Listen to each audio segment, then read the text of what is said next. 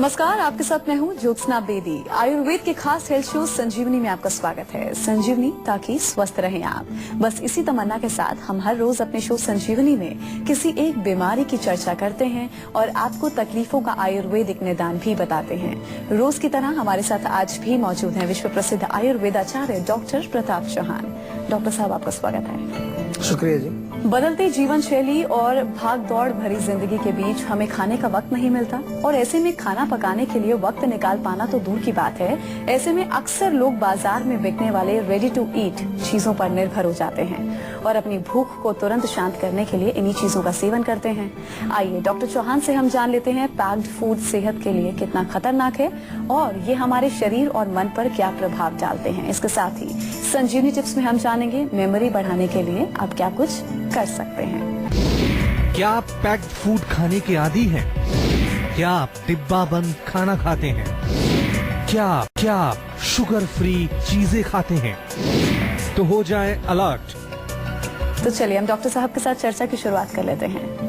Doctor साहब, सबसे पहले दर्शकों की जानकारी के लिए बता दीजिए ये प्रोसेस्ड और पैक्ड फूड होता क्या है और हमारे शरीर पर ये कैसे प्रभाव डालता है। देखिए, बहुत अच्छा प्रश्न है। पैक्ड फूड, प्रोसेस्ड फूड, आजकल ये शब्द आपने सुनने को जरूर अपने सुने होंगे ऐसे शब्द, लेकिन इनका मतलब क्या होता है, कैसे इसको हम समझें। प्रोसेसिंग क्या होती है कि कोई भी भोजन जो होता है नेचुरल फॉर्म में कोई फूड हो, उसको प्रोसेसिंग इसलिए किया जाता है कि वो लंबे समय तक उसको हम रख सकें, वो खराब ना हो। दूसरा ये भी कारण होता है कि उसमें कुछ हम ऐसी चीजें हम ऐड करते हैं कि वो टेस्टी बन जाए। तो जैसे कि दूध आपने लिया, फ्रेश दूध लिया, फिर उसकी प्रोसेसिंग होती है। प्रोसेसिंग में उसको जो है स्टेरिलाइजेशन, होमोजेनाइजेशन, कई तरह की चीजें होती हैं ताकि दूध का पैकेट जो आपको मिलता है वो अगर आप रखें उसको फ्रिज में 2 दिन, 4 दिन, 5 दिन, हफ्ता दिन, ऐसे भी दूध हैं जिस पर लिखा होता है गुड फॉर 3 मंथ्स। विदेशों में हम जाते हैं 3 महीने तक खराब नहीं होगा। तो इसका मतलब कुछ ना कुछ उसमें ऐसी चीजें हमने ऐड की हैं कि जो उसकी जो नेचुरल अपनी जो क्वालिटी थी उसको में कुछ तब्दीली की है। ऐसे ही पैक्ड काफी फूड आजकल पैकेट्स में मिलता है आपको, उसको थोड़ा सा टेस्टी बनाने के लिए उसमें आर्टिफिशियल कुछ कलर्स डाले जाते हैं, कुछ आर्टिफिशियल फ्लेवर्स उसमें डाले जाते हैं, कुछ एडिटिव्स होते हैं। तो ये सब तमाम चीजें जो हैं नेचुरल फूड में डाल करके ये सब बनाए जाते हैं। अब हमें प्रश्न ये उठता है कि ये कितने हमारे लिए अच्छे हैं, कितने नहीं अच्छे। डेफिनेटली फ्रेश के साथ कंपेयर करेंगे तो वो उतने अच्छे तो नहीं है, क्योंकि जब प्रोसेसिंग होती है तो काफी सारी चीजें उनमें ऐड की जाती हैं। कहीं प्रिजर्वेटिव भी डाले जाते हैं, कहीं पर जो एडिटिव्स भी डाले जाते हैं। तो उससे डेफिनेटली उनकी जो एक हम कहें कि उनके अंदर जो एक नेचुरल शक्ति है उनकी, या नेचुरल उनके अंदर जो न्यूट्रिशन है, जो गुण है, उसमें भी फर्क पड़ता है। दूसरी चीज, हमारा ये जो सिस्टम है, ये सिस्टम उसको अच्छी तरह से पचा नहीं पाता, अच्छी तरह से रिकॉग्नाइज नहीं करता है। तो उसके कारण भी हमारे आयुर्वेद में लिखा है कि जब कोई चीज अच्छी तरह से बॉडी में एसिमिलेट नहीं होगी, पचेगी नहीं, मेटाबॉलिज्म नहीं होगा ठीक से, तो वो भी अनेक रोगों को पैदा कर सकता है। क्योंकि जब कोई चीज पचती नहीं है तो आम बनता है, एक टॉक्सिक मटेरियल बनता है और वो डेफिनेटली हमारे शरीर में कई प्रकार के रोगों को पैदा करता है। अच्छा डॉक्टर साहब, ये जो फ्रोजन फूड होता है इसके बारे में क्या कहेंगे, क्या ये भी हानिकारक होता है? देखिए, frozen food is different from processed packed food. हाँ, तो उसमें क्या होता है, जैसे आपने सीजन में मटर आपको मिला तो मटर को आपने फ्रीज करके रख दिया, तो उसमें कुछ आपने कुछ ज्यादा कुछ किया नहीं, उसमें कुछ ऐड नहीं किया। ऐसे फ्रोजन वेजिटेबल्स मिलती हैं। भारत में उतना प्रचलन नहीं है, लेकिन विदेशों में जहाँ ठंडे देश हैं वहां पर लोग फ्रीज करके रखते हैं। तो अगर फ्रोजन ऐसी वेजिटेबल्स हैं, कुछ चीजें, तो उनमें हम कहते हैं कि उतना कुछ प्रॉब्लम नहीं होती। लेकिन अब नई चीजें आ गई हैं। आजकल फ्रोजन पराठा आ गया है, ये फ्रोजन समोसे आ गए हैं। तो वो थोड़ा सा वहाँ आपको सोचना, कोई चीज हमने बनाई, पराठा बनाया, समोसा बनाया, फिर उसको फ्रीज करके रखा, तो उसमें कुछ डालना पड़ता है। कई बार कुछ सोडियम उसमें होता है या कुछ और ऐसे तत्व होते हैं। और आयुर्वेद में ये लिखा है कि भोजन जब पक जाता है, कोई चीज बना दिया आपने, पराठा बना दिया, कुछ बना दिया, तो उसको फिर रखेंगे आप तो वो उतना हेल्दी नहीं होता। तो ये आपको जरा ध्यान करना है। ऐसे भी आता है कई फ्रूट्स को वो सिरप में जो है प्रिजर्व करके रखते हैं। आप खोलेंगे तो उसमें आपको रसगुल्ला मिला है कहीं पर, या कोई वो अनानास मिलता है उसके अंदर, डब्बे के अंदर। तो आई थिंक ये वाला जो फ्रोजन फूड कहें या प्रिजर्व फूड है, वो उतना अच्छा हेल्थ के लिए नहीं होता है। अच्छा डॉक्टर साहब, बच्चों के लिए भी मार्केट में बहुत सी रेडीमेड फूड आइटम्स हैं आजकल, रेडी टू ईट चीजें हैं। ये बच्चों की सेहत और ग्रोथ पर क्या प्रभाव डालती हैं? क्योंकि बीते दिनों कुछ रिसर्च, कुछ रिपोर्ट्स भी सामने आई थी। उन रिपोर्ट्स में तो ये बात है कि बच्चे के IQ लेवल पर इसका सीधा असर पड़ता है। देखिए, बिल्कुल डेफिनेटली रिसर्च जो मॉडर्न साइंस ने की है वो तो डेफिनेटली हम उसको मानते हैं। और हमारे यहाँ आयुर्वेद की दृष्टि से अगर हम देखें इसको, तो कोई भी जो भोजन है उसको हमने प्रोसेस किया, उसको एक पैकेट में बंद किया और उसको जो है उसको रखा कि ये आप इतने दिन तक रख सकते हैं, तो जो उसको जब सेवन करेंगे तो वो भोजन सात्विक नहीं रहा। सात्विक भोजन की हम बात करते हैं बार बार कि यदि हमें अपने मन को जो है स्वस्थ रखना है, हमारे ब्रेन को ठीक रखना है, मेमोरी पावर को ठीक रखना है, कंसंट्रेशन को ठीक रखना है, या जो हमारी ब्रेन की फैकल्टीज हैं उनको हमें स्वस्थ रखना है, तो उसके लिए सात्विक भोजन। तो ये तो सात्विक तो नहीं हुआ, क्योंकि ये तो पुराना भोजन है, कब का बनाया हुआ है, कैसे बनाया है, फिर उसकी जो बनाने की जो विधि होती है, तो डेफिनेटली ये एक प्रकार से हम इसको तामसिक श्रेणी में इसको लाते हैं। और तमस जब हमारे मन के अंदर वृद्धि होगी तो मस्तिष्क में मेमोरी भी कम होगी, कंसंट्रेशन भी कम होगी, और अनेक प्रकार के उसमें दुष्प्रभाव हमारे माइंड पर भी आएंगे और बॉडी पर भी आएंगे, क्योंकि बॉडी में भी वो जो है पचने में उसको टाइम लगेगा, आम बनेगा। तो बॉडी और माइंड दोनों लेवल पर ही ये नुकसानदेह होता है। इसलिए कोशिश करनी चाहिए कि बच्चों को बड़ा स्ट्रिक्टली जो है आप जो हमारे नेचुरल भोजन है, जो हमारे भारतीय जो हमारी परंपरा रही है, इतने हमारा रिच है भोजन में, हमारी जो संस्कृति है और टेस्टी भी है, तो उनको जो है हमें ज्यादा से ज्यादा ऐसे संस्कार बच्चों में डालें कि वो हमारे ओरिजिनल जो खाद्य पदार्थ हैं उनका सेवन करें। तो चलिए अब बारी है आज की संजीवनी की। शरीर को जितना नुकसान इन प्रोसेस्ड और पैक्ड फूड से पहुंच चुका है, उसे आयुर्वेद की मदद से कैसे दूर किया जा सकता है। यानी कि इनसे जो हानिकारक केमिकल ऑलरेडी आपके शरीर में जा चुके हैं, उनको डिटॉक्स करने का आयुर्वेदिक उपाय कौन सा है, डॉक्टर साहब आपको बताएंगे। जी डॉक्टर साहब, देखिए, डिटॉक्स के बहुत सारी चीजें हम बार बार डिटॉक्स की आपको बताते हैं। सबसे सिंपल फार्मूला है आम पाचक चूर्ण हमारा, जिसमें हम बताते हैं आपको सौंठ, जीरा, धनिया 10-10 ग्राम ले लीजिए, पुदीना और सौंफ 20-20 ग्राम ले लीजिए। ये मिक्सचर बना के रखो, खाना खाने के बाद 1 चम्मच इसमें से गुनगुने पानी के साथ आप ले लीजिए। 2 बार ले सकते हैं दिन में। दूसरी चीज, पानी भी बहुत क्लीनिंग करता है, और पानी में अगर थोड़ा सा आप पाचक चीजें डाल दें, 1 लीटर पानी ले लो सुबह, उसमें 1 चम्मच बड़े वाला सौंफ, 1 चम्मच जीरा और 1 चम्मच धनिया पाउडर, तीनों डाल करके उसको बॉईल कर दीजिए अच्छी तरह से, और बॉईल करके छान करके एक थर्मस में भर के अपने साथ रख लीजिए। दिन भर थोड़ा थोड़ा पीते रहिए। चाय भी पीने की जरूरत नहीं पड़ेगी आपको, चाय भी छूट जाएगी और आपका बॉडी में अंदर जो है टॉक्सिन्स भी साफ हो जाएंगे। या गर्मी का मौसम अगर है तो एक बोतल में थोड़ा सा हरा धनिया छोटा छोटा सा काट के एक बोतल में वो डाल दीजिए, पुदीना थोड़ा डाल दीजिए, नींबू की स्लाइस उसमें डाल दीजिए। वो पानी पीने से आपको बहुत फर्क पड़ेगा। नियमित रूप से एक्सरसाइज करना भी बहुत जरूरी होता है। एक्सरसाइज से भी बहुत सारे टॉक्सिन्स हमारी बॉडी से बाहर निकलते हैं। और रात को सोते समय 1 चम्मच त्रिफला चूर्ण जरूर लेना चाहिए, उससे आपका पेट साफ रहता है। त्रिफला अगर चूर्ण खाने में तकलीफ होती है तो जीवा से आप त्रिफला टैबलेट मंगा लीजिए, या एक साफ टैबलेट भी हमारे यहाँ मिलती है। पेट साफ रहना चाहिए आपका। पेट साफ रहेगा तो आपको जो है बहुत सारी प्रॉब्लम्स नहीं आएंगी। और एक चीज हम बार बार आपको कहते हैं कि जैसे आप समय समय पर अपनी गाड़ी की सर्विसिंग कराते हैं, उसको अंदर से धुलवाते हैं, तेल पानी चेंज कराते हैं, ऐसे ही हमारे यहाँ पर पंचकर्म चिकित्सा आयुर्वेद में हम लोग करते हैं। तो कभी कभार आप आ जाया करिए हमारे यहाँ पर, 1 सप्ताह निकाल के आइए, तो पूरी अंदर से उसकी आपकी जो गाड़ी है उसकी सफाई ओवरहॉलिंग हो जाएगी। तो पंचकर्म भी बहुत अच्छा एक हमारे यहाँ प्रोसेस है, जो कि हेल्दी लोग भी करा सकते हैं। बीमार लोगों का तो हम करते ही इलाज, लेकिन अगर आप स्वस्थ हैं तो भी आप करा सकते हैं, क्योंकि गाड़ी आपकी खराब होती है तभी गैराज में नहीं ले जाते। कभी कभार जब वो ठीक ठाक चल रही है तो भी उसकी सर्विसिंग हम टाइम पर टाइम कराते रहते हैं। झारखंड से जूही जुड़ी हैं, इनसे हम बात करें। जी जूही, आप पूछ सकते हैं, क्या पूछना चाहती हैं? नमस्ते सर। मेरे ब्रदर हैं, उनकी उम्र 30 इयर्स है।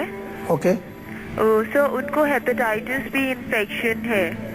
अच्छा सर, उन्हें बहुत ज्यादा वीकनेस रहता है, कमजोरी रहती है, भूख भी नहीं लगती है ढंग से, और बॉडी वेट भी बहुत ज्यादा लॉस हो रहा है उनका।